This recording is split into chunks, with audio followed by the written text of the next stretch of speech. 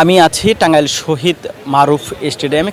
অল্প কিছুক্ষণ পরে এখানে প্রধানমন্ত্রী তারেক রহমান আসবেন। তিনি যে কৃষক কার্ডের উদ্বোধন করবেন। টাঙ্গাইলের গারিন্দার সুরুজ ব্লকের 1453 জন কৃষকের মধ্যে 15 জন কৃষকের হাতে এই কৃষক কার্ড দিয়ে তিনি উদ্বোধন করবেন। এই কৃষক কার্ডটি কিন্তু এই বিএনপির যে নির্বাচনী ইশতেহার ছিল, সেই নির্বাচনী ইশতেহারের একটি অংশ।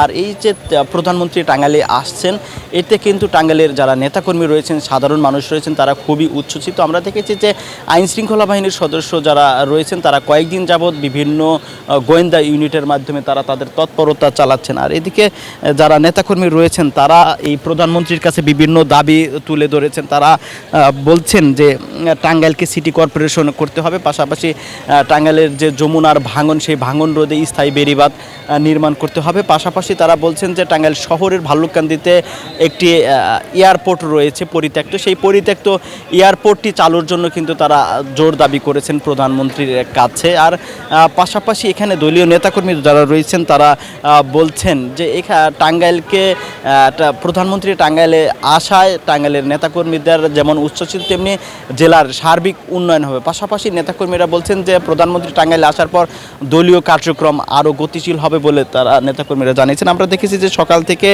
বিভিন্ন উপজেলা থেকে, বিভিন্ন জেলা থেকে নেতাকর্মী যারা রয়েছেন, তারা টাঙ্গাইলে এসেছেন। আর যেহেতু আজকে পহেলা বৈশাখ, সেই পহেলা বৈশাখের পোশাক পরেও কিন্তু টাঙ্গাইলে এসেছেন।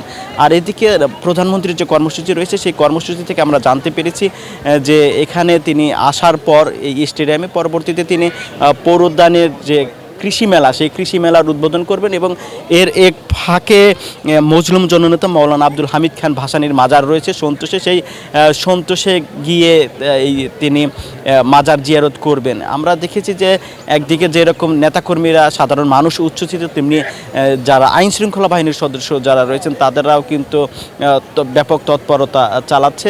টাঙ্গাইলের পুলিশ সুপার জানিয়েছিল যে টাঙ্গাইলে কয়েক স্তরের নিরাপত্তা নিশ্চিত করা হয়েছে। আমরা পাশাপাশি দেখেছি যে গতকাল থেকে আজকে পর্যন্ত সেনাবাহিনীর র্যাব সহ বিভিন্ন গোয়েন্দা ইউনিটের যাদের ডগ স্কোয়াড টিম রয়েছে, সেই টিমের সদস্যরাও কিন্তু তারা বিভিন্ন এলাকা পরিদর্শন করে তাদের কার্যক্রম, তাদের তৎপরতা চালিয়ে যাচ্ছেন। এদিকে নেতাকর্মীরা বলছেন যে প্রধানমন্ত্রীর আগমন ঘিরে জেলা বিএনপির পক্ষ থেকে যারা নেতাকর্মী রয়েছে, তারা শুভেচ্ছা জানাবেন। সেই টাঙ্গাইলের গোড়াই, যেটি ঢাকা টাঙ্গাইল যমুনা সেতু মহাসড়কের গোড়াই থেকে তাকে বরণ করা হবে। আর এখানে নেতাকর্মীরা বলছেন যে টাঙ্গাইলে প্রায় লক্ষাধিক মানুষের উপস্থিতি আশা করতেছেন তারা। আর এদিকে এই উদ্বোধনের পর থেকে বিকাল থেকে এখানে সাংস্কৃতিক অনুষ্ঠানের আয়োজনও করা হয়েছে। এখানে বিভিন্ন ব্র্যান্ড, বিভিন্ন বাউল শিল্পী সহ যারা শিল্পী রয়েছেন, তাদেরকে এখানে বিকেল থেকে রাত পর্যন্ত বিভিন্ন সাংস্কৃতিক অনুষ্ঠান অনুষ্ঠিত হবে বলে আমরা জানতে পেরেছি। সব মিলিয়ে টাঙ্গাইলে উৎসবের আমেজ বিরাজ করছেন। আমরা ইতিমধ্যে দেখেছি যে গতকাল থেকে আজকে পর্যন্ত বর্তমান সরকারের বেশ কয়েকজন মন্ত্রী, বেশ কয়েকজন প্রতিমন্ত্রী এই স্টেডিয়াম পরিদর্শন করছেন। তারা দেশের মানুষ, জনগণের স্বার্থে বিভিন্ন বার্তা দিয়ে যাচ্ছেন। আর এদিকে টাঙ্গাইলের মানুষ দাবি করেছিল, যেটি জোর দাবি ছিল তাদের কাছে, যে টাঙ্গাইল স্টেডিয়াম, যে শহীদ মারুফ স্টেডিয়াম রয়েছে, এটিকে এই স্টেডিয়ামে যাতে আন্তর্জাতিক মানের খেলা চলে, সেই দাবিও করেছেন। আর এদিকে টাঙ্গাইলের যারা ক্রীড়াবিদ রয়েছেন, খেলাধুলা নিয়ে যারা কাজ করে থাকেন, তারা একটি দাবি করেছিলেন ক্রীড়ামন্ত্রীর কাছে যে এই স্টেডিয়ামের পাশেই যে মিউজিয়াম ছিল, সেটি র্যাব প্রতিষ্ঠার পর থেকেই কিন্তু তারা দখলে নিয়ে যায়। সেখানে সেই মিউজিয়াম যে যাতে উদ্ধার হয়, সেই বিষয়েও দাবি করা হয়েছিল। আর এদিকে এই ক্রীড়ামন্ত্রী বলেছিল যে টাঙ্গাইল স্টেডিয়াম সহ সারা দেশের স্টেডিয়ামের যদি কোনো জায়গা বেদখল হয়ে থাকে, সেগুলো তিনি সরকারের পক্ষ থেকে উদ্ধার করা হবে।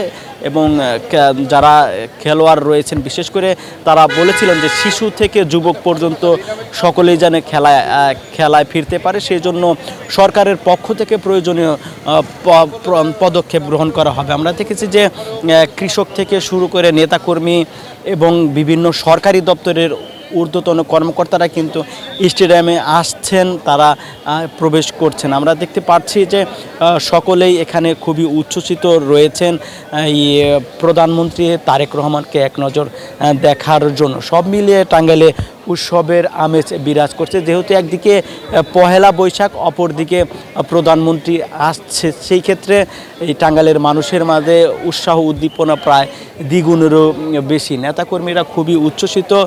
তারা বলছেন যে তাদের দাবিগুলা যদি প্রধানমন্ত্রী মেনে নেয় তাহলে তারা আরও খুশি হবেন এবং তারাও দেশের স্বার্থে, মানুষের স্বার্থে, জনগণের কল্যাণে কাজ করতে পারবেন। সব মিলিয়ে টাঙ্গাইল একটি নিরাপদ টাঙ্গাইল গড়ে তুলতে প্রধানমন্ত্রীর হস্তক্ষেপ, মাদক মুক্ত টাঙ্গাইল গড়তে দাবি জানিয়েছেন সাধারণ মানুষ। তো এই ছিল আমার কাছে টাঙ্গাইলে প্রধানমন্ত্রী আসার সর্বশেষ তথ্য।